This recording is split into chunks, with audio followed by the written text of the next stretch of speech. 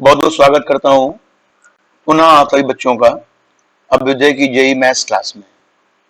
बच्चों, last turn पर हम लोगों ने रिलेशंस क्या होते हैं इस पर डिस्कशन किया था, इनके टाइप पर डिस्कशन किया था, इक्विवेलेंस रिलेशन क्या होता है इस पर डिस्कशन किया था। आज हम लोग कुछ और पढ़ने जा रहे हैं, तो उसमें सबसे पहले हम लोग स्टार्ट कर रहे हैं कॉन्ग्रुएंस मॉडुलो एम। बेटा ये किस बला का नाम है और जरा देखते हैं। देखो भाई, हमने कहा कि अगर एक ए और बी जो है ये दोनों कोई इंटीजर्स हैं, ठीक है, और एम कोई दूसरा इंटीजर है, तो अगर मैं तुमसे कहूं कि ए माइनस बी को एम जो है वो डिवाइड करता है ना। मतलब ऐसे कह सकते हैं कि A minus B is some integral multiple of M. तो हम लोग ये कहेंगे कि A is congruent to B modulo M. ठीक है, बात समझ में आ गई। तो सबसे पहले बेटा बात करने जा रहे हैं कि कॉन्ग्रुएंट मॉडुलो एम जो है, जो रिलेशन है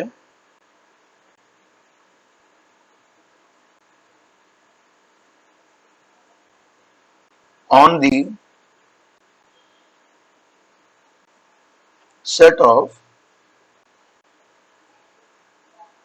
integers is an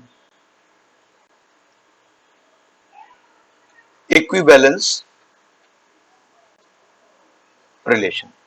देखो भाई, हम लोगों को ये पता करना है कि कॉन्ग्रुएंट मॉडुलो m जो है सेट ऑफ इंटीजर्स पर ये इक्विवेलेंस रिलेशन है कि नहीं है। तो देखो बेटा, हम लोगों को क्या गिवन है, हम लोगों को गिवन है कि a माइनस बी जो है वो m k के बराबर है। ये एक रिलेशन दिया हुआ है और हमें ये प्रूव करना है कि एक रिलेशन जो कॉन्ग्रुएंस मॉडुलो m है ये एक इक्विवेलेंस रिलेशन है। देखो सबसे पहले बेटा क्या करते हैं कि चेक करेंगे कि रिलेशन रिफ्लेक्सिव है कि नहीं है।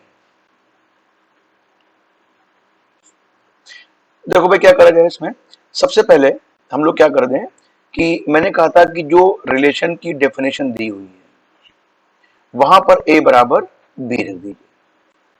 तो भाई a माइनस बी कितना हो जाएगा, a माइनस ए हो जाएगा, ये हो जाएगा 0 और 0 को हर एक नंबर डिवाइड कर लेता है, इसका मतलब 0 को m इंटू के इसको सेटिस्फाई करेगा, करेगा ना। इसका मतलब ये रिलेशन क्या हो गया, ये रिलेशन जो कॉन्ग्रुएंस मॉडुलो m है ये क्या हो रहा है, रिफ्लेक्सिव हो रहा है। ठीक है, अच्छा आप देखो, अब हमने देखा कि ये रिलेशन सिमेट्रिक है कि नहीं है। तो देखो बेटा, अगर यहां पर हम लोग ऑब्जर्व करें तो a माइनस बी की वैल्यू m के दी हुई है, जहां पे k कोई इंटीजर है और m भी इंटीजर है। तो बेटा इसका मतलब क्या हो गया कि b माइनस ए जो होगा वो माइनस m के हो जाएगा, हाँ या ना। और देखो बच्चों, b माइनस ए को जो ये लिखा हुआ है इसको m के डैश लिख सकते हैं। इसका मतलब क्या हो गया कि अगर a माइनस बी m से डिविजिबल है तो इसका क्लियरली मतलब है कि b minus A is also divisible by m, ठीक है ना। मतलब अगर ये जो है m से डिवाइड हो रहा है तो इसका मतलब हो गया b minus A is also divisible by m। इसका मतलब ये रिलेशन कैसा हो गया बेटा, ये रिलेशन हो गया आपका सिमेट्रिक हो गया, ठीक है, इसमें कोई दिक्कत तो नहीं। अब देखो हम ये देखने जा रहे हैं कि जो गिवन रिलेशन है ये ट्रांजिटिव है कि नहीं है। देखो हमने क्या किया, इसके लिए सबसे पहले देखो मैंने ये लिखा कि a माइनस बी जो है वो m से डिविजिबल है, और दूसरा नंबर लिखा b माइनस सी, ये भी m से डिविजिबल है, जहां पर k और k डैश कोई इंटीजर्स है, ठीक है। अच्छा आप देखो मैंने क्या किया, इन दोनों को ऐड कर दिया, बेटा ऐड करें तो कितना आ जाएगा, ये हो जाएगा a माइनस सी, m कॉमन आ जाएगा, k प्लस k डैश। देखो बेटा k इंटीजर और k डैश भी इंटीजर, तो दोनों का सम क्या हो जाएगा, एक इंटीजर हो जाएगा ना। इसका मतलब ये हो गया कि a minus c is also divisible by m, ठीक है ना। बेटा इसका मतलब क्या हो गया, इसका मतलब ये हो गया कि जो कॉन्ग्रुएंस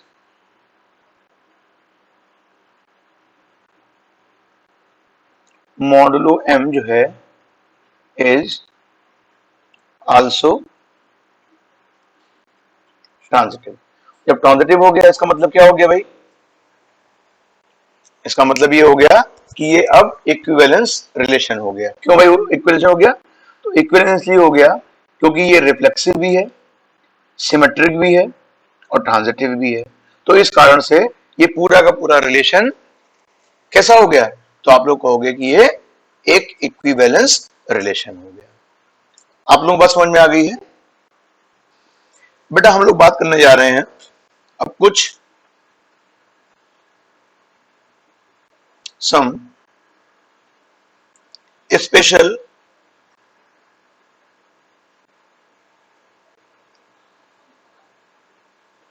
रिजल्ट्स ऑन रिलेशंस। ये भाई रिलेशंस के सम रिजल्ट्स क्या क्या हैं। तो बेटा इसका पहला रिजल्ट क्या कहता है, इसका पहला रिजल्ट कहता है कि मान लीजिए कोई एक रिलेशन बेटा आर है और दूसरा रिलेशन एस है, तो इसका मतलब बेटा ये हो जाएगा कि आर इंटरसेक्शन एस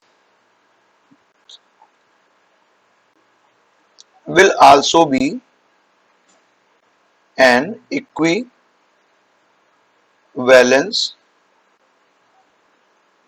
relation, ठीक है, कोई दिक्कत तो नहीं है। अच्छा अब जरा देखो, अब आपके मन में आएगा कि सर अगर रिलेशन इंटरसेक्शन है तो यूनियन भी होगा, तो रिजल्ट नंबर 2 कहता है सेम कहानी है, तो R union S is not necessarily an equivalence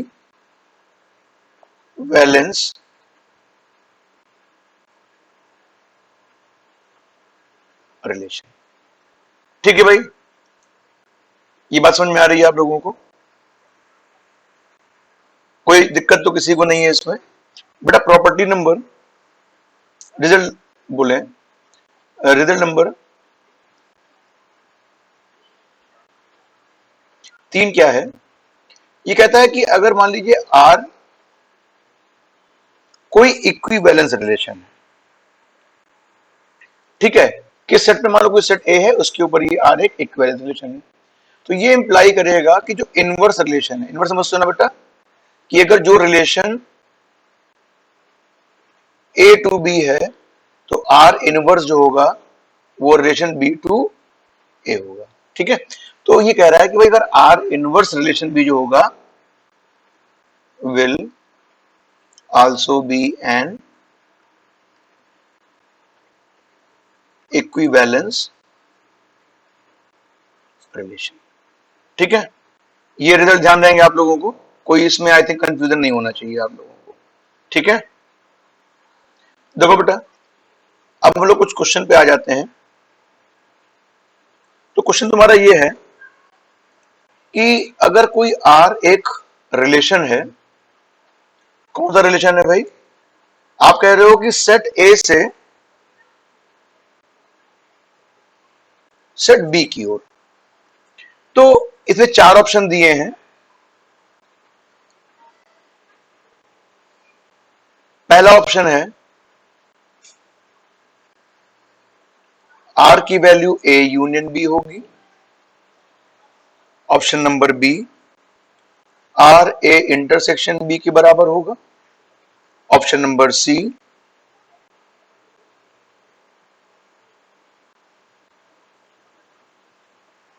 are is a subset of A cross B.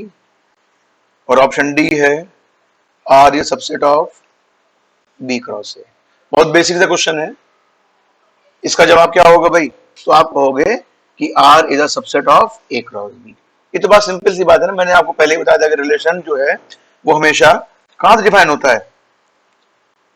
A to B अगर लिखा हुआ है तो ए क्रॉस बी का वो एक सबसेट हो जाएगा। ठीक है ना बेटा? अगला क्वेश्चन है, ये हम लोग पढ़ चुके हैं, फटाफट रिवाइज हो रहा है, कि अगर मान लीजिए आपसे कह दिया जाए कि कार्डिनलिटी ऑफ सेट ए जो है वो n है, यहां पर m की जगह बेटा n लिख दे रहे हैं, है ना, और इसे कैपिटल M कर दे रहे हैं, स्मॉल m कर दे रहे हैं। और कार्डिनलिटी ऑफ b जो है वो k है। तो तुमसे पूछा जा रहा है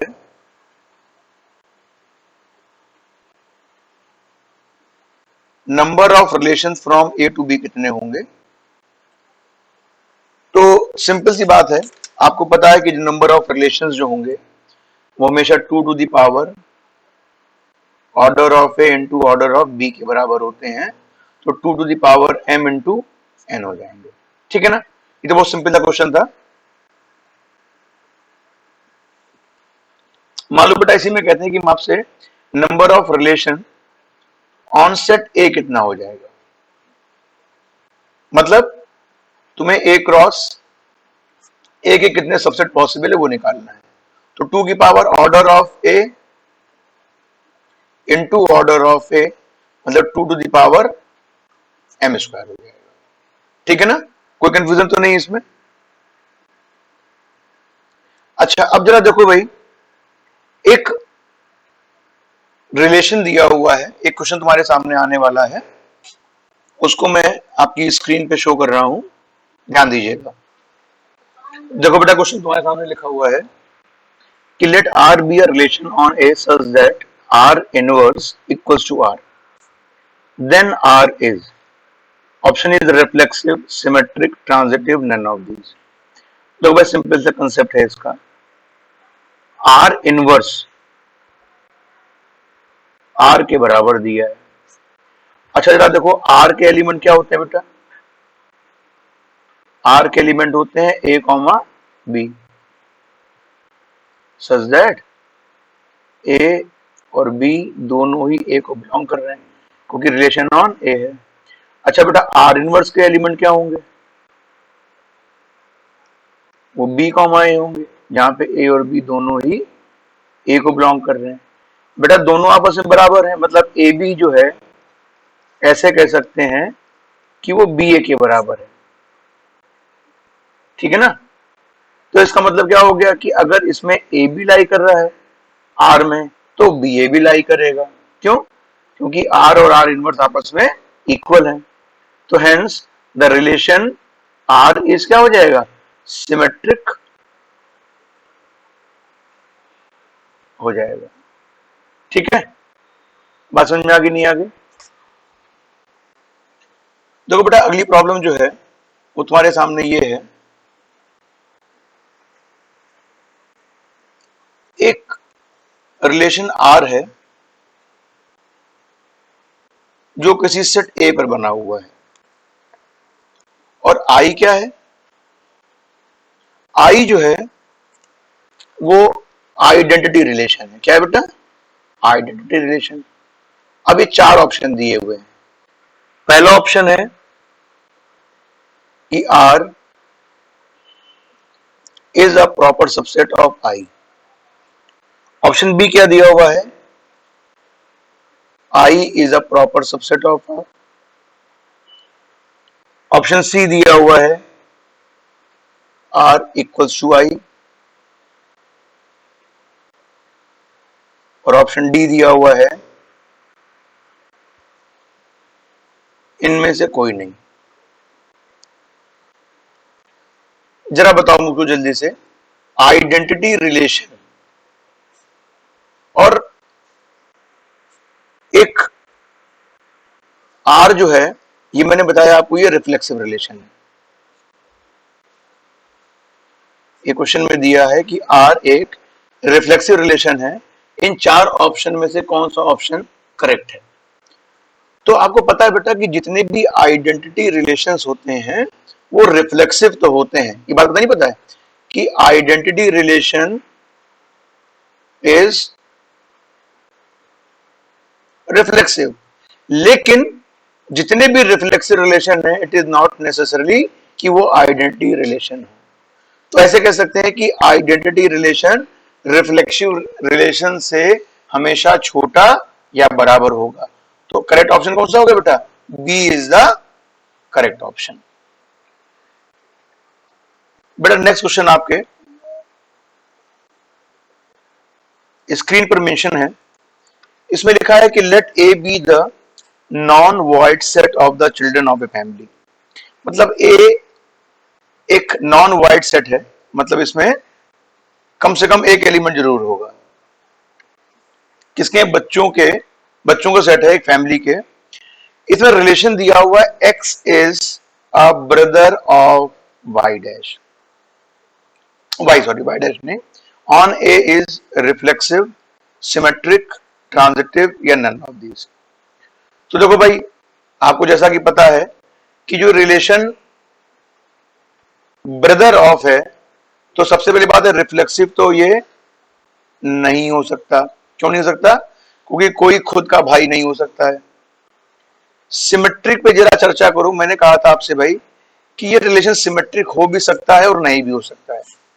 देखो, अगर मैं तुमसे कहूं कि x is a brother of y, तो इसका मतलब ये भी तो हो सकता है कि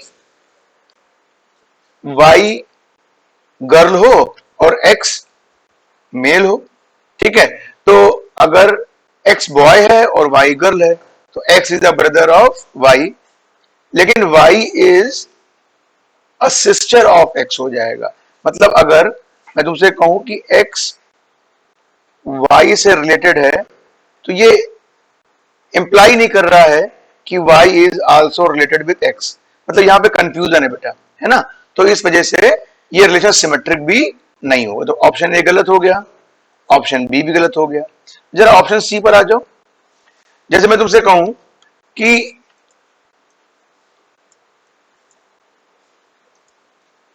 x जो है रिलेटेड टू y है, मतलब x is brother of y और y is a brother of z। तो भाई x y का ब्रदर, y z का ब्रदर, इसका मतलब क्या हो गया? x is a brother of z also. ठीक है, इसका मतलब ट्रांजिटिव ये हो सकता है। तो option C is the correct option. समझ में आ गई बात आपको? बेटा अगला क्वेश्चन है कि दो पॉइंट्स हैं, एक पॉइंट है P और दूसरा पॉइंट है Q। P और Q दो पॉइंट्स हैं। कैसे लेते हैं बेटा कि OP जो है वो OQ के बराबर है। और O क्या है बेटा? O इज अ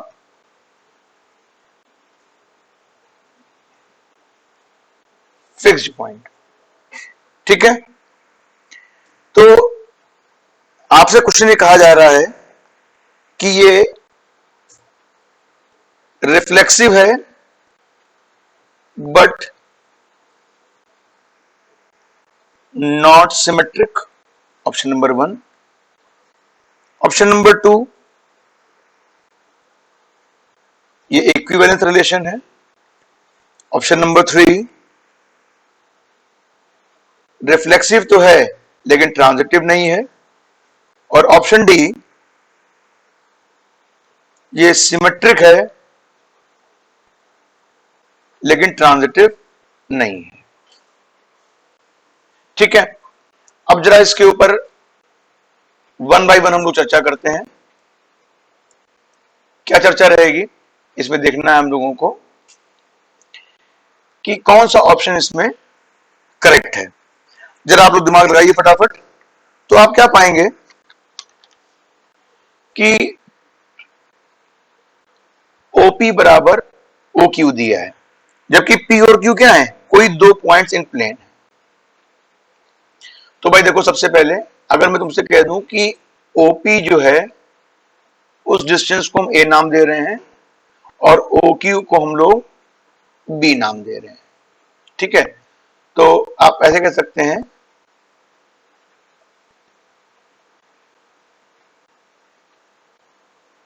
ये P है, ये Q है, आपस में इक्वल है।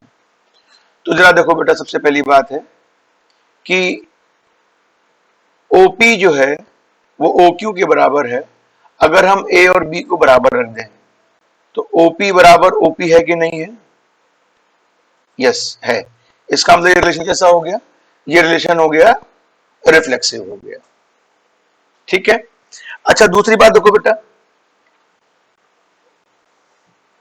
ये रिलेशन में अगर मैं तुमसे कहूं कि अगर OP OQ के बराबर है तो इसका मतलब OQ जो होगा वो OP के बराबर होगा। ये बात क्लियर है ना? इसका मतलब क्या हो गया भाई? इसका मतलब हो गया कि रिलेशन जो है वो आपका सिमेट्रिक भी है। अच्छा तीसरी बात देखो बेटा, अगर OP OQ के बराबर और OQ OR के बराबर, तो इसका मतलब OP बराबर OR होगा कि नहीं होगा? होगा। और इस वजह से क्या हो गया, ये रिलेशन कैसा हो गया बच्चों? ये रिलेशन आपका ट्रांजिटिव भी हो गया। तो ऐसा रिलेशन जो रिफ्लेक्सिव भी है, सिमेट्रिक भी है और ट्रांजिटिव भी है, तो ये कैसा रिलेशन हो गया बेटा? ये एक इक्विवेलेंस रिलेशन हो गया। तो अगर मैं तुमसे पूछूं इसका आंसर, सही आंसर क्या है, तो आप कहोगे ये एक इक्विवेलेंस रिलेशन है। ठीक है ना बच्चों? अगली प्रॉब्लम पे आ जाते हैं हम लोग। ये प्रॉब्लम क्या कह रही है? ये प्रॉब्लम कह रही है आपके सामने कि एक रिलेशन आपको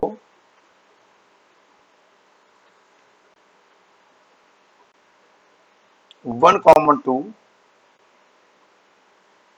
और 2,3 दिया हुआ है और सेट का नाम है ए, जिसके एलिमेंट 1 2 3 दिए हुए हैं। अब क्वेश्चन पूछ रहा है कि इसमें मिनिमम नंबर ऑफ, क्वेश्चन क्या है बेटा? क्वेश्चन ये है कि minimum number of ordered pair इसमें कितने ऐड कर दिए जाएं कि ये जो रिलेशन आर है वो एक इक्विवेलेंस रिलेशन बन जाए। तो ऑप्शन है 5, 6, 7 या 8। तो देखो बेटा क्या करें, एक वन बाय वन इस पर हम लोग डिस्कशन करते हैं कि इसको इक्विवेलेंस बनाने के लिए कम से कम कितने एलिमेंट की जरूरत पड़ेगी। देखो बेटा, सबसे पहला काम क्या करते हैं कि इक्विवेलेंस होने के लिए रिलेशन कैसा होना चाहिए? रिफ्लेक्सिव होना चाहिए। तो रिफ्लेक्सिव होने के लिए क्या करेंगे हम लोग? रिफ्लेक्सिव होने के लिए बच्चों मैंने बताया था कि जो गिवन रिलेशन है उसमें आइडेंटिटी रिलेशन जरूर मौजूद होना चाहिए। तो इसका मतलब देखो 1 1 2 2 3 3 यहां जरूर दिखाई पड़ना चाहिए, लेकिन आप पा रहे हो कि 1 1 2 2 3 3 इसमें नहीं गिवन है। तो सबसे पहली बात यह है कि इसमें 1 1 2 2 का ऑर्डर्ड पेयर और 3 3 इसमें हमें ऐड करना पड़ेगा। ऐसा ऐड करने से क्या हो जाएगा? ये भाई रिफ्लेक्सिव बन जाएगा। तो ये कितने एलिमेंट मैंने ऐड कर लिए? हम लोगों ने यहाँ पे 3 एलिमेंट ऐड कर लिए। अच्छा आप देखो भाई, सिमेट्रिकली क्या होता है, तो आइडेंटिटी रिलेशन तो सिमेट्रिक होते हैं, इसका मतलब अब इनको इनके लिए कोई भी एक्स्ट्रा एडिशन की जरूरत नहीं है। जो रिलेशन बेटा आर दिया हुआ है इसमें देखो 1,2 है, इसका मतलब क्या हो गया, इसका मतलब हो गया यहां पर 2,1 भी होना चाहिए। ठीक, तो 1,2 के लिए हमें 2,1 ऐड करना पड़ेगा और 2,3 के लिए हम लोगों को 3,2 ऐड करना पड़ेगा। कितने हो गए भाई, देखो 1 2 3 ये तो 2 5 ही हो गए। अब देखो जो रिलेशन बन के सामने आएगा उस रिलेशन की खास बात क्या होगी, जरा देखते हैं इसमें ध्यान से। तो जो इसमें रिलेशन बन के आएगा वो आ गया 1 1 2 2 3 3 1 2 2 1 2 3 और 3 2। अभी इतने एलिमेंट्स हम लोगों ने 5 एलिमेंट हमने इसमें ऐड कर दिए। अच्छा जरा अब देखो कि किसकी वजह से ये अभी इक्विवेलेंस नहीं हो पा रहा है, ट्रांजिटिविटी। जरा ट्रांजिटिविटी लिए देखिए भाई कि इसमें कौन सा ऐसा एलिमेंट है जो हमारे लिए प्रॉब्लमेटिक है। तो जरा यहां पे ध्यान से देखा जाए तो देखो बेटा यहां पे 3 2 है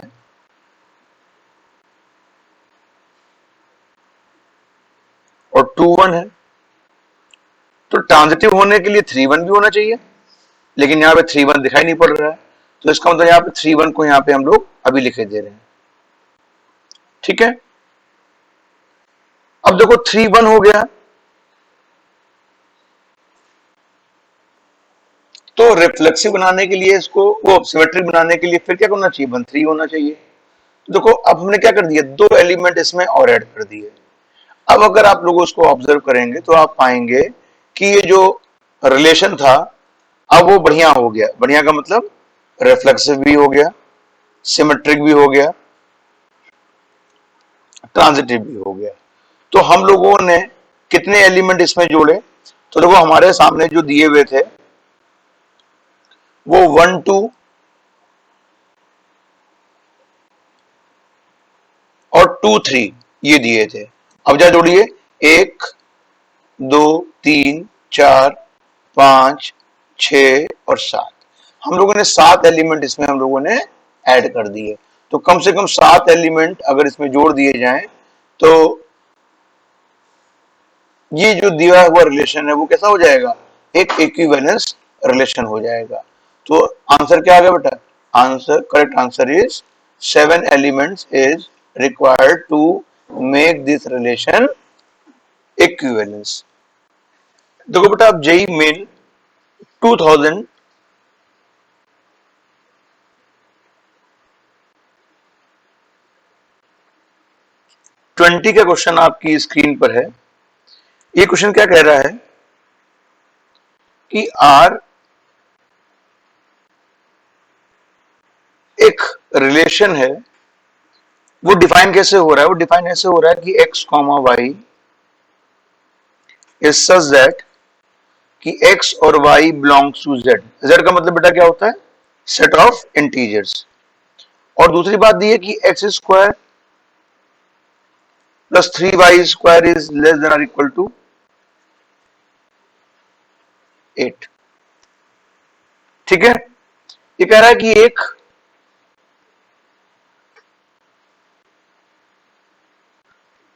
इधर relation on the set of integers. अब सवाल आपसे कहा जा रहा है कि what is the domain of are inverse.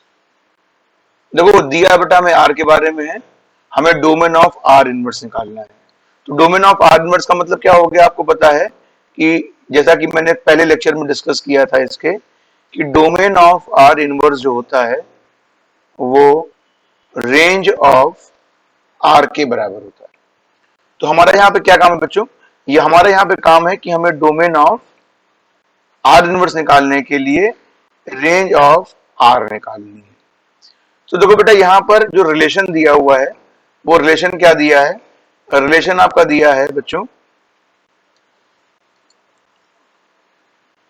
कि एक्स स्क्वायर और 3y² की वैल्यू हमेशा less than or equal to 8 है।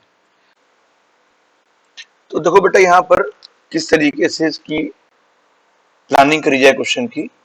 तो देखो यहाँ पे y² के साथ में 3 लिखा है, तो y² को डिफरेंट डिफरेंट वैल्यूज देना ज्यादा बेहतर रहेगा, ठीक है। तो सबसे पहले हमने क्या कहा, हमने कहा कि भाई अगर y² को हम 0 ले लें तो इसका मतलब क्या हो जाएगा कि x² less than or equal to 8 होगा। बेटा इसका मतलब क्या हो गया कि x की वैल्यू क्या हो सकती है, 0 प्लस माइनस 1 प्लस माइनस 2, ठीक है ना। अच्छा y² की वैल्यू 1 भी हो सकती है, क्यों, क्योंकि 1 का स्क्वायर 1 होता है। x² जो है वो less than or equal to 5 हो जाएगा, ठीक है ना, क्योंकि यहां से जब 1 रखोगे तो 8 माइनस 3 5 हो जाएगा। तो x² की वैल्यू less than or equal to 5 का मतलब फिर वही बात, 0 प्लस माइनस 1 प्लस माइनस 2। देखो y² की वैल्यू 2 नहीं हो सकती, क्यों नहीं हो सकती भाई, क्योंकि हमें क्वेश्चन में ये दिया हुआ है कि y एक इंटीजर है, तो किसी भी इंटीजर का स्क्वायर 2 तो होता नहीं है। 3 हो सकती है,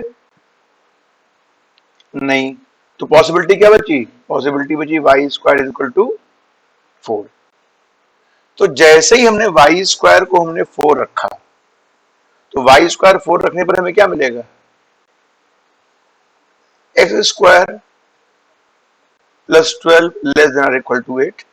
और ये पॉसिबल नहीं है, क्यों भाई, क्यों, क्योंकि जब इधर को ले जाओगे तो हो जाएगा x² less than or equal to -4, और जब x² की वैल्यू -4 हो गई तो इसका मतलब क्या होगा कि ऐसा कोई भी x की वैल्यू यहाँ पॉसिबल नहीं है। तो ये कह सकते हैं कि जो रेंज है of r, range of r मतलब y की वैल्यू है बेटा, तो वो क्या हो जाएगी, एक तो होगी 0, y² की वैल्यू 1 दी हुई है तो मतलब क्या हो जाएगा प्लस माइनस 1। तो आंसर बेटा कितना आ गया, तो ऑप्शन इसका जो हो गया कि डोमेन ऑफ आर इनवर्स वो हो जाएगी 0 -1 और +1, क्योंकि ये रेंज ऑफ आर है। बहुत सिंपल सी प्रॉब्लम थी, सिर्फ थॉट प्रोवोकिंग प्रॉब्लम थी, इस वजह से जो बच्चे अगर कंफ्यूज हो सकते हैं तो हो सकते हैं, क्योंकि यहाँ पे y² की कुछ बच्चों ने गलती करके y² को 2 ले लिया होगा या 3 ले लिया होगा और उससे आंसर निकाल दिया होगा। तो यहीं पर जो प्रॉब्लम है वो थोड़ी सी कठिन हो जाती। अदरवाइज देखो कितनी आसान सी प्रॉब्लम है, 2020 में फ्री के नंबर थे। अब बेटा देखो इसी ईयर की अगली प्रॉब्लम आपके सामने है, वो क्या है कि R1 और R2 ये भी आपकी 2020 की प्रॉब्लम है, 3 सितंबर को जो एग्जाम हुआ था उसमें पूछी गई थी। बेटा इसमें क्या कह रहा है कि R1 और R2 जो है वो दो रिलेशन है, और डिफाइन कैसे है बेटा, डिफाइन ऐसे है कि R1 की वैल्यू a, b है, ये बिलोंग कर रहे हैं R² को, such that a² plus b² belongs to Q। Q का समझ सुना बेटा, सेट ऑफ रेशनल नंबर। और R2 क्या है बेटा, R2 भी जो है वो a, b है, belongs to R²। such that a square plus b square does not belongs to q। बेटा आर स्क्वायर का यहां पर मतलब क्या है?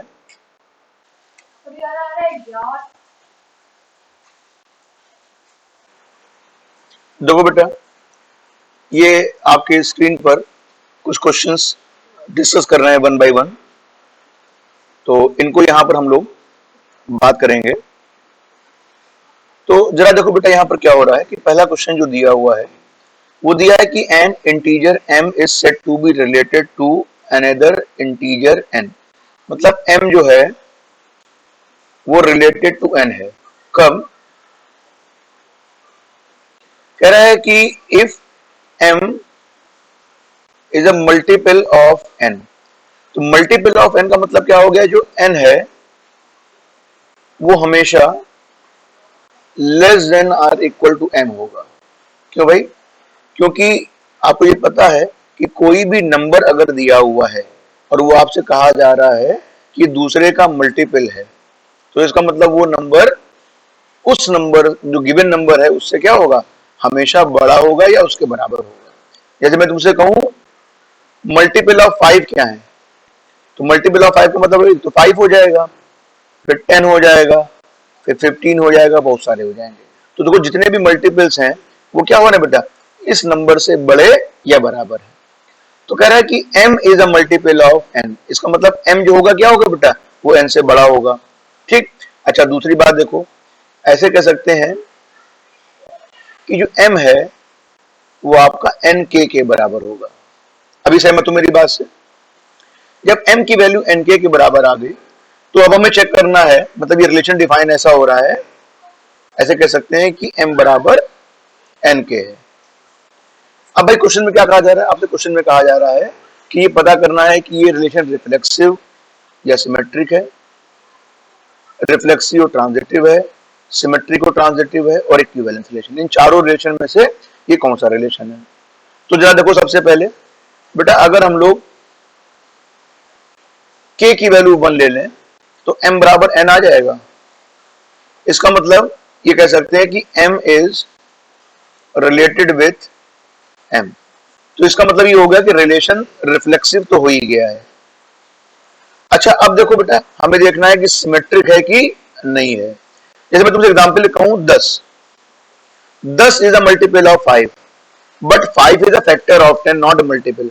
इसका मतलब ये हो गया कि भाई ये जो रिलेशन दिया हुआ है वो सिमेट्रिक नहीं है। अच्छा अब जरा देखो बेटा, हमने कहा कि 10 is a multiple of 5 and 50 is a multiple of 10। इसका मतलब क्या होगा बेटा? 50 इज आल्सो मल्टीपल ऑफ 5। बात समझ में आ गई? तो इसका मतलब रिलेशन बेटा कैसे हो गया कि अगर a b से रिलेटेड है और b c से रिलेटेड है तो ये इंप्लाई कर रहा है कि a is related with c। तो hence the result is transitive. तो रिफ्लेक्सिव हो गया, ट्रांजिटिव हो गया, सिमेट्रिक नहीं है। तो कौन सा ऑप्शन तुम्हें यहां सही लग रहा है बेटा? तो आपने देखा कि हमें जो ऑप्शन है वो रिफ्लेक्सिव और ट्रांजिटिव, इसका मतलब ये option B is the correct answer. I think बच्चों आप लोगों को समझ में आ रहा होगा कि किस तरीके से इस प्रॉब्लम को हम लोग सॉल्व कर सकते हैं। चलो बेटा हम लोग अगले क्वेश्चन पे आ जाते हैं। अगला क्वेश्चन क्या कह रहा है आपसे? अगला क्वेश्चन कह रहा है कि एक रिलेशन में की बारे में बात हो रही है, इसमें सेट ए दिया हुआ है 1 2 3 4, आर दिया है 2 2 3 3 4 4 1 2 दिया है। रिलेशन ऑन ए पता करना है कि रिफ्लेक्सिव है कि नहीं है, ट्रांजिटिव है कि नहीं है, सिमेट्रिक है कि नहीं है, नन ऑफ दीज। देखो भाई सबसे पहले जरा यहां पर बात कर लेते हैं रिफ्लेक्सिव की। तो रिफ्लेक्सिव होने के लिए मैंने आपको बताया था कि आइडेंटिटी रिलेशन उस रिलेशन में मौजूद होना चाहिए। तो 2 2 है, 3 3 है, 4 4 है, 1 2 है, लेकिन इसमें 1 1 नहीं है। इसका मतलब ये रिफ्लेक्सिव तो नहीं होगा। अच्छा सिमेट्रिक देखो बेटा, सिमेट्रिक में अगर ए बी है तो बी होना चाहिए। तो देखो भाई 1 2 है लेकिन 2 1 नहीं है, तो ये सिमेट्रिक भी नहीं है। तीसरी बात है ट्रांजिटिव की बात थी, मैंने कहा था बेटा ट्रांजिटिव होने के लिए शर्त ये होती है कि अगर आप यहां पर जो रिलेशन दिया हुआ है, अगर इनमें कोई भी सेकंड एलिमेंट फर्स्ट से कनेक्टेड नहीं है तो वो रिलेशन ट्रांजिटिव पक्का हो जाता है। लेकिन बच्चों जरा यहाँ पे ध्यान से देखो, यहाँ पे बेटा 1 2 लिखा है और 2 2 लिखा है, तो भाई फिर 1 2 आना चाहिए, तो इसका मौजूद है। अब देखो ये 2 2 3 3 4 4 आपस में कोई रिलेटेड नहीं है, तो ये ट्रांजिटिव रिलेशन बना ही रहे, सिर्फ प्रॉब्लम इसकी थी, तो ये इसने प्रॉब्लम ने अपने आप दूर हो गई, क्योंकि 1 2 है 2 2 है, तो 1 2 अपने आप ऑलरेडी दिया हुआ है, इसका मतलब ये रिलेशन क्या हो गया, ट्रांजिटिव हो गया। तो नन ऑफ दीज वाला कॉन्सेप्ट यहाँ पर नहीं होगा, और आपका सिंपली आप कह सकते हो कि फंक्शन जो है वो ट्रांजिटिव है। इसका मतलब सी इज द करेक्ट ऑप्शन। समझ में आ गया आप लोगों को? आई थिंक कोई दिक्कत नहीं होनी चाहिए इसमें। देखो बेटा नेक्स्ट क्वेश्चन जो तुम्हारा है वो क्वेश्चन नंबर 12 है। ये कह रहा है कि R1 be a relation defined by R1 equals to A, B, और कैसा लिखा हुआ है कि A is more than R equal to B। तो R1 के बारे में बताना है ये कैसा है। ये बहुत सिंपल सा क्वेश्चन बच्चों तुम लोगों के लिए होगा, तो आप देखिए जरा मैं इसको थोड़ा सा गंदगी साफ कर दूं, फिर मैं आगे से बताता हूं, ठीक है।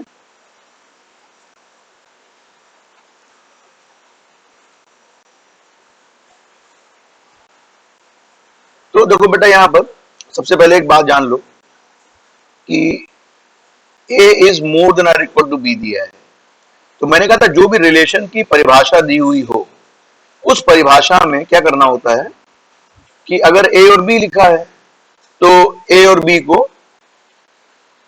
B की जगह पर A लिख दीजिए। तो सबसे पहले देखो अगर हम बेटा A बराबर B देखेंगे तो यहां पे इक्वलिटी साइन आ रहा है, मतलब मैं कह सकता हूं कि A is related with A। क्यों? क्योंकि जो डेफिनेशन दी हुई है रिलेशन की वो लिखी है A इज या तो ग्रेटर देन होगा या इक्वल टू B होगा। तो आपको पता है कि A इक्वल्स टू A होता है, यहाँ पे इक्वलिटी आ रही है, तो इसका मतलब A is related with A। इसका मतलब ये बात तो पक्का हो गया कि रिफ्लेक्सिव रिलेशन ये है। अब जरा सिमेट्रिक देखो बेटा, सिमेट्रिक के लिए तो मैं तुमसे कहूं कि 12 इज ग्रेटर देन 5, तो आप देख रहे हो बेटा कि 5 is less than 12, not greater than, है ना। इसका मतलब क्या होगा बेटा, ये रिलेशन सिमेट्रिक नहीं है। आज जो बात करते हैं ट्रांजिटिव। देखो फिर हमने कहा कि 5 इज ग्रेटर देन 3, तो इसका मतलब बेटा क्या हो गया, इसका मतलब हो गया कि 12 इज ग्रेटर देन 3। तो ये हमें क्या इंप्लाई कर रहा है, ये कह रहा है, तो मान लो हमने कहा ये A है, तो A B से बड़ा और B किसी नंबर C से बड़ा, तो ऑब्वियसली है कि A जो है वो C से बड़ा हो रहा है। इसका मतलब ये रिलेशन बेटा कैसा हो गया, ये रिलेशन ट्रांजिटिव हो गया। तो करेक्ट ऑप्शन क्या लग रहा है तुमको इसमें, पहला है इक्विवेलेंट रिलेशन, गलत हो गया। Reflexive transitive but not symmetric, ये सही लग रहा है, बाकी सब गलत हो जाएंगे। तो option B is the correct option. समझ में आ गई बात आपको? चलो भाई अगले क्वेश्चन पे आ जाओ। अगला क्वेश्चन नंबर 13 है, R is a reflexive relation. देखो भाई रिफ्लेक्सिव रिलेशन देने का मतलब ये हो गया कि तुम्हारे मन में तुरंत आ गया कि सेट ए के जो n एलिमेंट्स हैं वो पक्का पक्का उसमें होंगे। कुछ आगे मैंने क्वेश्चन पढ़ा ही नहीं है अभी आगे, और मैंने जान लिया कि भाई आर एक reflexive relation on set A है, तो n एलिमेंट्स दिए हुए हैं, तो इसका मतलब जो आर होगा डेफिनेटली उसमें, अगर मैं तुमसे पूछूं कि रिलेशन की कार्डिनलिटी कितनी है, तो पक्की बात है कि वो n से बड़ी या बराबर होगी, क्योंकि रिफ्लेक्सिव है। And let there be m ordered pairs in R, तो m ऑर्डर पसंद क्वेश्चन में दे दिया गया बेटा m ऑर्डर पेयर, तो इसका मतलब क्या हो गया, कार्डिनलिटी ऑफ R कितनी है बेटा m, तो m इज ग्रेटर देन और इक्वल टू n। अब आगे क्या कह रहा है, देन अब चार ऑप्शन दिए हैं, m मोर देन और equal to n, less than और इक्वल टू n, बराबर n, नन ऑफ दीज। तो सबसे पहले दिखाई पड़ गया कि क्वेश्चन नंबर 13 जो है उसका answer A is the correct answer. एकदम सिंपल क्वेश्चन लग रहे हैं बेटा, इसमें कोई भी कठिनाई नहीं होती है। अगर बेसिक कंसेप्ट आपका क्लियर है तो ये आप 100% मान लीजिए कि कोई ना कोई कंसेप्ट आपके दिमाग में तुरंत आएगा और आप क्वेश्चन को इजीली सॉल्व कर पाएंगे। ठीक है बेटा। देखो अगली प्रॉब्लम जो बेटा दी हुई है, इस प्रॉब्लम में अगर आप देखोगे तो इसमें वॉइड रिलेशन के बारे में दिया गया है। ऑप्शन सी जो है इसमें मिसिंग है, वो नेक्स्ट पेज पे था, तो मैं यहाँ पे ऑप्शन सी लिखे दे रहा हूं आप लोगों के लिए कि ऑप्शन सी है कि रिफ्लेक्सिव एंड सिमेट्रिक, और ऑप्शन डी है रिफ्लेक्सिव एंड ट्रांजिटिव। अच्छा जरा देखो भाई इसमें कौन सा ऑप्शन इसमें करेक्ट होगा। बेटा वॉइड रिलेशन है, वॉइड रिलेशन का मतलब रिलेशन आर जो है उसमें कोई भी एलिमेंट नहीं है। तो जब बेटा कोई भी एलिमेंट नहीं होता है तो ये बात पक्की हो जाएगी कि वो रिलेशन रिफ्लेक्सिव नहीं होगा। हाँ एक बात ध्यान कर लो बेटा, वॉइड रिलेशन जो होते हैं उनमें आपस में कोई कनेक्शन नहीं होता, माने ट्रांजिटिव हो जाते हैं, और सिमेट्रिक भी होते हैं। तो इसमें जो करेक्ट ऑप्शन बेटा है वो बी होगा। तो ये बात ध्यान कर लो कि जितने भी वॉइड रिलेशन होते हैं वो सिमेट्रिक और ट्रांजिटिव होते हैं, रिफ्लेक्सिव नहीं होते। क्यों? क्योंकि सेट ए के जितने भी एलिमेंट्स हैं वो ऑर्डर्ड पेयर में डबलेट्स फॉर्म नहीं कर रहे होते हैं वॉइड रिलेशन में, इस वजह से ये रिफ्लेक्सिव नहीं होगा। तो करेक्ट ऑप्शन क्या होगा बेटा? करेक्ट ऑप्शन जो है वो बी है।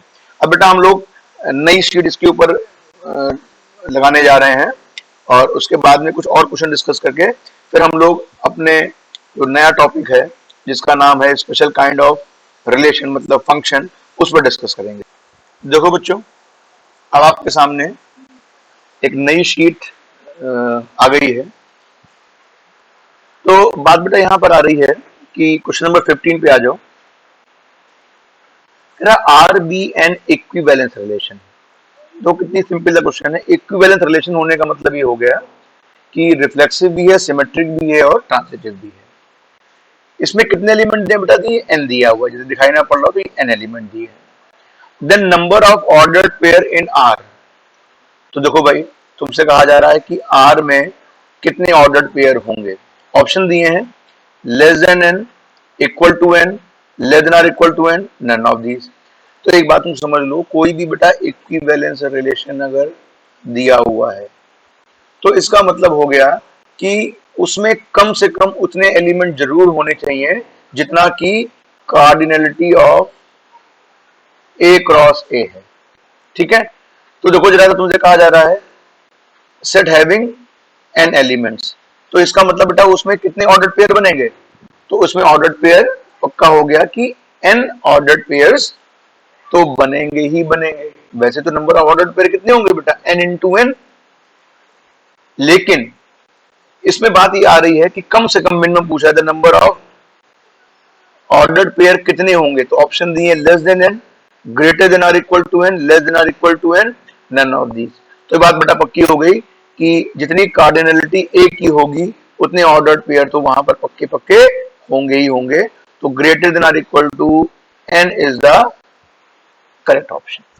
ठीक है। तो option B is the correct option. एक बात समझ लो बेटा, टोटल नंबर ऑफ जो इक्विवेलेंस रिलेशन इसमें मतलब total number of elements in एक रिलेशन होंगे वो एन स्क्वायर टोटल एलिमेंट्स होंगे ए क्रॉस ए में। तो कम से कम इक्विवेलेंस रिलेशन होने के लिए एन एलिमेंट्स जरूर होने चाहिए जो सेम ऑर्डर्ड पेयर बना रहे हो 1 1 2 2 3 3। ठीक है, बात समझ में आ गई। क्वेश्चन नंबर 16 पे आ जाओ। द रिलेशन आर ये दिया हुआ है, सेट ए 1 2 3 दिया हुआ है। इसमें ऑप्शन देखना है reflexive not symmetric, reflexive but not transitive, symmetric and transitive, neither symmetric not transitive. देखो भाई सबसे पहले 1 1 2 2 3 3 आ गया, मतलब रिफ्लेक्सिव तो हो गया ना। अब देखो बेटा 1 2 दिया है, 2 1 नहीं दिया हुआ है, तो सिमेट्रिक नहीं। 2 3 दिया है, 3 2 नहीं दिया है, 1 3 दिया हुआ है, 3 1 नहीं दिया हुआ है, तो सिमेट्रिक तो नहीं होगा। ठीक है, तो अंदाजे से अगर आंसर लगाना चाहो तो आंसर जो है वो, लेकिन इसमें ट्रांजिटिव भी देखना पड़ेगा। देखो बेटा, ट्रांजिटिव होने के लिए सबसे पहले देखो 1 2 है, 2 3 है, तो 1 3 भी आ गया। ठीक है भाई, अब जरा देखो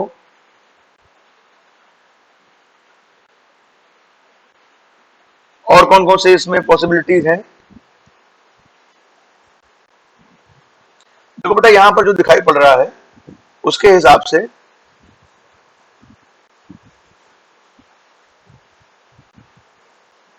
हम लोग ये कह सकते हैं कि ये जो रिलेशन दिया हुआ है ये ट्रांजिटिव रिलेशन हो जाएगा, है ना, क्योंकि बेटा कोई भी ऐसा पेयर नहीं है जो ट्रांजिटिव रिलेशन होने की डेफिनेशन की अवहेलना करे।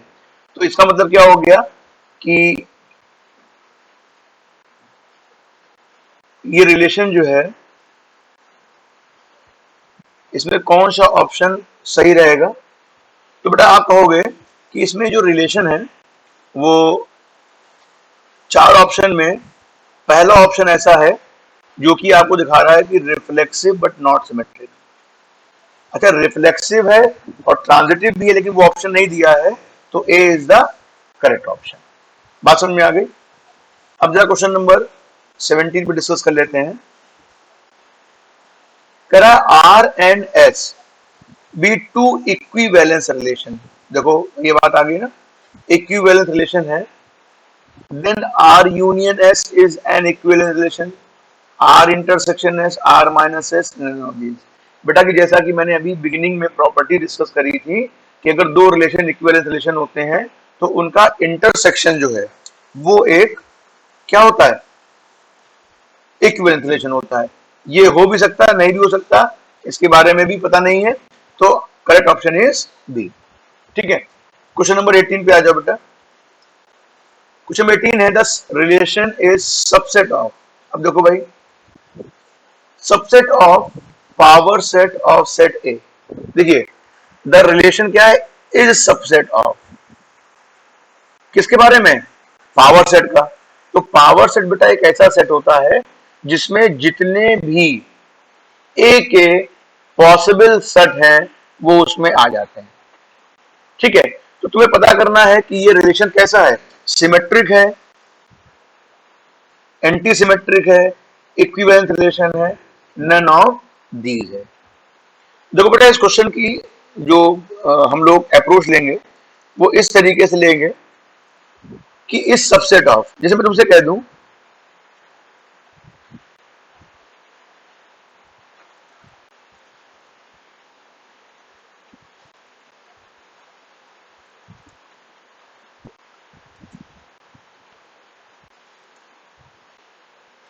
कि भाई यहां पर इस सबसेट ऑफ, तो जैसे मैंने मान लो बेटा कह दिया आपसे कि एक सेट ए है which is the subset of B. तो बेटा ये कभी भी इंप्लाई नहीं करता कि B is also a subset of ए।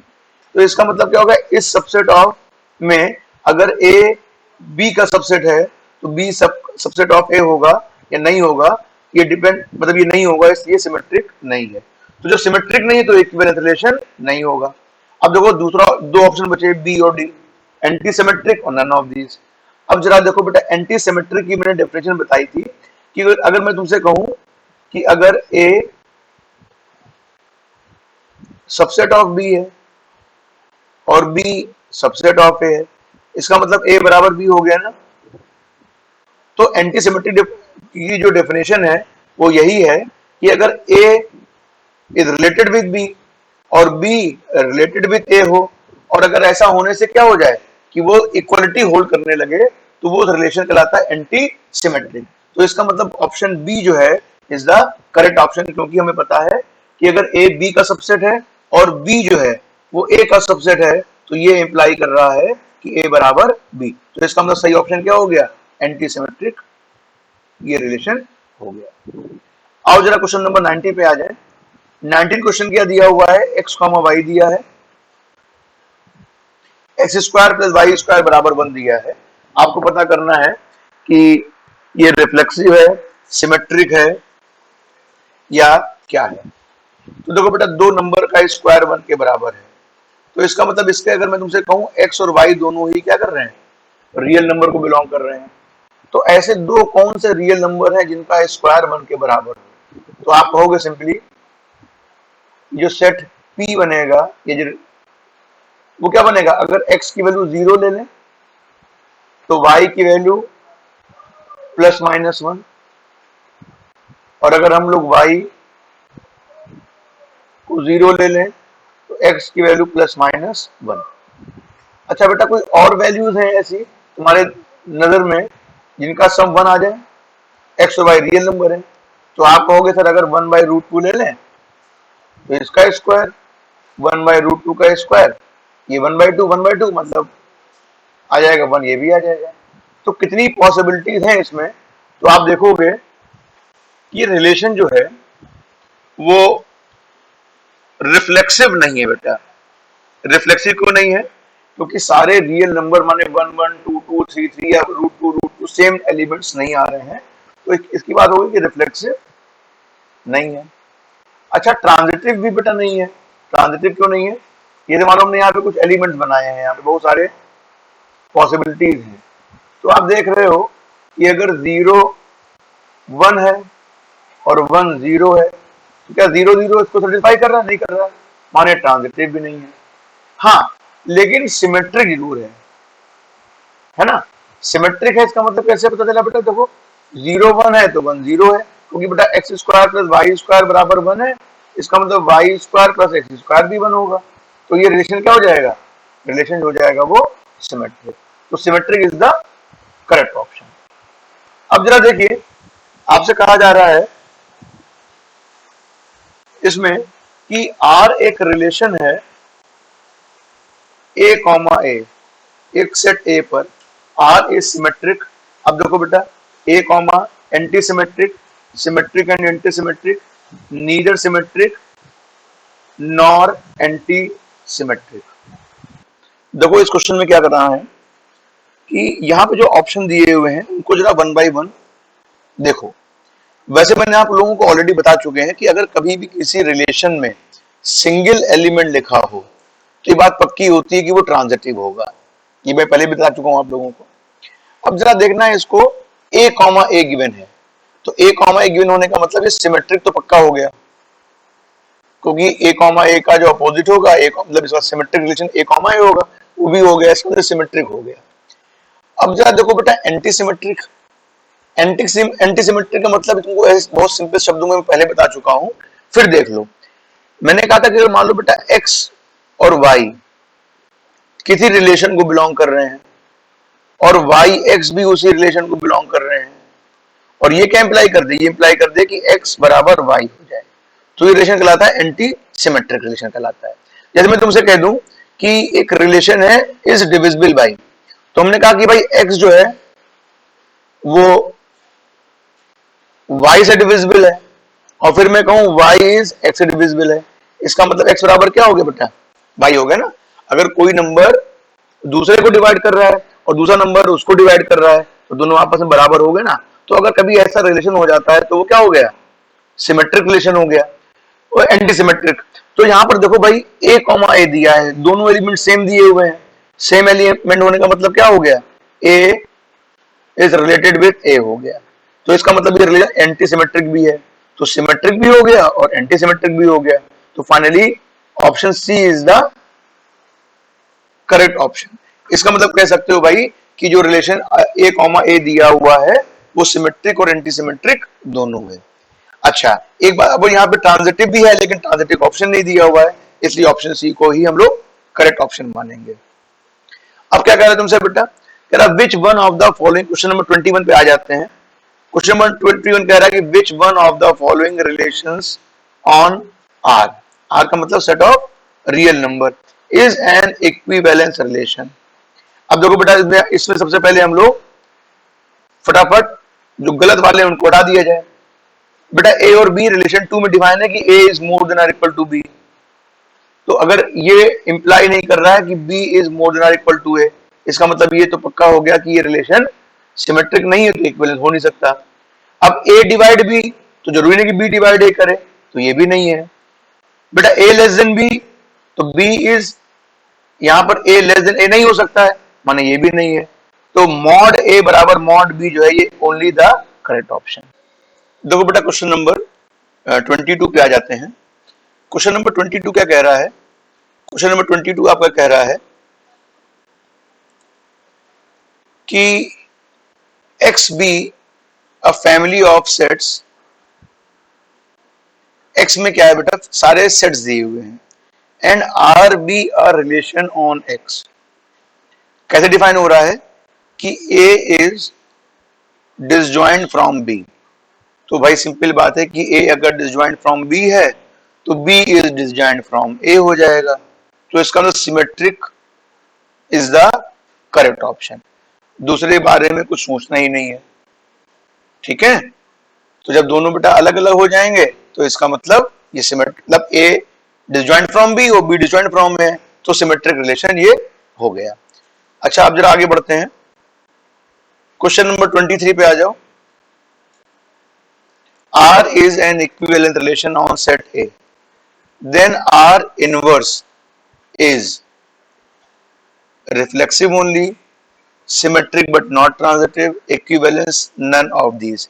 बेटा आप लोगों को अगर याद होगा तो मैंने आप लोगों ने डिस्कस किया था कि रिजल्ट्स ऑन रिलेशन में बताया था कि बेटा अगर कोई एक रिलेशन R इक्विवेलेंस रिलेशन है तो R इनवर्स भी इक्विवेलेंस रिलेशन होगा, तो इसका मतलब C option is the correct option, बाकी कुछ सोचना ही नहीं है। अच्छा अब क्या कर रहा है बेटा, let R and S be two non void relations on set A, कह रहा which of the following statement is false. देखो बेटा R and S are transitive, R union S is transitive। अब जरा देखो बेटा यहां पर पहला ऑप्शन ही जो R और S ट्रांजिटिव है, इसका मतलब R यूनियन S ट्रांजिटिव होंगे, यही ऑप्शन गलत है। कैसे गलत है भाई, देखो जैसे मैं तुम्हें एग्जाम्पल के तौर पे बताऊं कि एक सेट में A ले रहा हूं,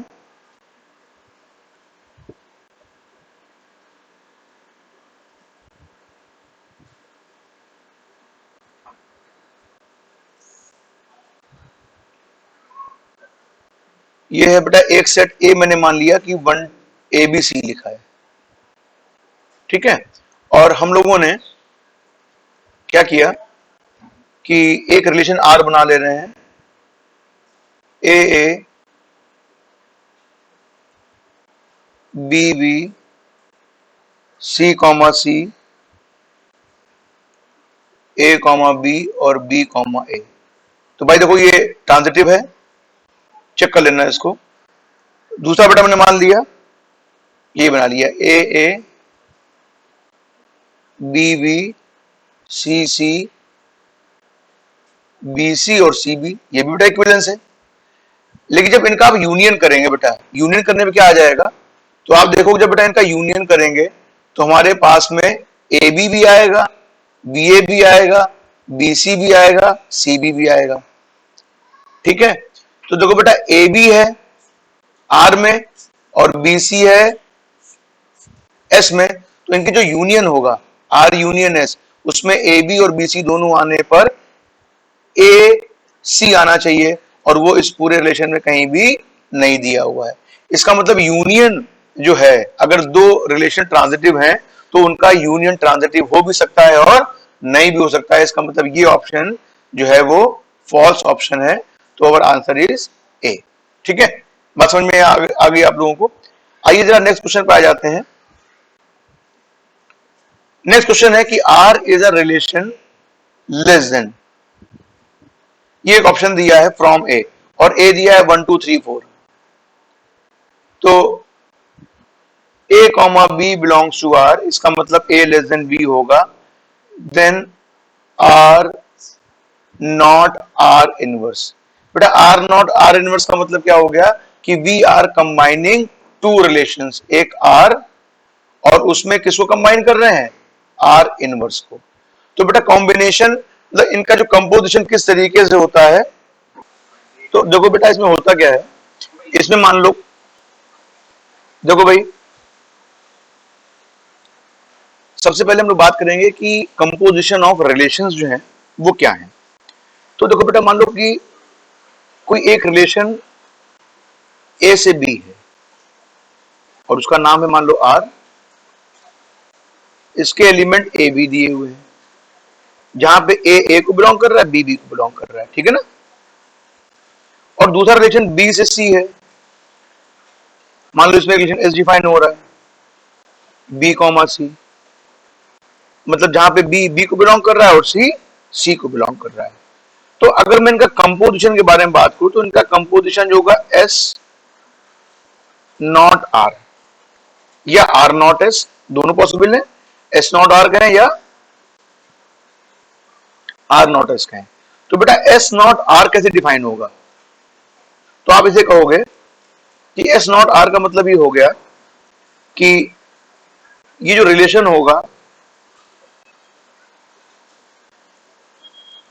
वो ऐसा रिलेशन होगा ए से सी की ओर, और इसके एलिमेंट कैसे होंगे, इसके एलिमेंट होंगे ए कॉमा सी के फॉर्मेट में, ठीक है। मतलब जैसे मैं तुमसे कहूं कि ए जो है वो बी से जुड़ा हुआ है, बी सी से जुड़ा हुआ है, तो जब हम लोग एस ओ आर कहेंगे तो वो ए किससे जुड़ जाएगा, सी से जुड़ जाएगा। अब यहां पे जो क्वेश्चन क्या दिया हुआ है, जो क्वेश्चन आपके सामने है, इस क्वेश्चन में सेट ए दिया हुआ है, देखिए 1 2 3 4 और सेट बी दिया है 1 3 5। बेटा ए बी से छोटा होना चाहिए, जो रिलेशन आर दिया हुआ है। तो अगर मैं तुमसे पूछूं बेटा रिलेशन आर क्या होगा, तो आप क्या जवाब दोगे, ए जो है वो बी से छोटा होना चाहिए। इसका मतलब अगर मैं तुमसे कहूं कि आर रिलेशन क्या होगा, तो आप कहोगे 1 2 से छोटा है, लेकिन यहां पे 3 लिखा है तो 1 3 होगा, 1 5 होगा। फिर सेट ए में 2 है तो 2 3 होगा और 2 5 होगा। फिर बेटा 3 है तो 3 लेस देन 5 होगा और 4 लेस देन 5 होगा, ठीक है बेटा, ये आर रिलेशन हो गया। अब जब मैं तुमसे कहूं आर इनवर्स क्या होगा, तो आपको क्लियर है कि आर इनवर्स क्या होता है बेटा, इनवर्स रिलेशन जो है इन्हीं एलिमेंट्स को बदल दो उल्टा, तो मतलब क्या हो जाएगा 3 1 5 1 3 2 5 2 5 3 और 5 4। बच्चों में क्या निकालना है, हमें निकालना है आर नॉट आर इनवर्स। तो आर नॉट आर इनवर्स का मतलब क्या हो गया, देखिए इसमें एक बात समझ लीजिए कि आर नॉट आर इनवर्स का जो मतलब होता है वो ये है कि पहले आर इनवर्स के एलिमेंट्स आएंगे और बाद में आर के एलिमेंट आएंगे, ठीक है। तो आर इनवर्स में सबसे पहले एलिमेंट बेटा क्या लिखा 3 और ये है 1 से, और जरा आर में देखो बेटा आर किससे जुड़ा हुआ है 1 3 से जुड़ा हुआ है, तो 3 कॉमा 3 पहला एलिमेंट हो जाएगा 3 कॉमा 3। फिर देखो यहां पर 5 लिखा है, ये जुड़ा है 1 से, और यहां पे 1 किससे जुड़ा हुआ है, 1 जुड़ा हुआ है 5 से, तो कितना हो गया, दूसरा एलिमेंट हो गया 5 कॉमा 5।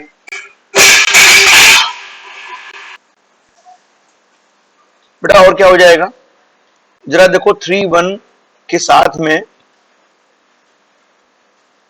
जो रिलेशन आर दिया हुआ है वो 1 5 भी दिया हुआ है, तो इसमें एक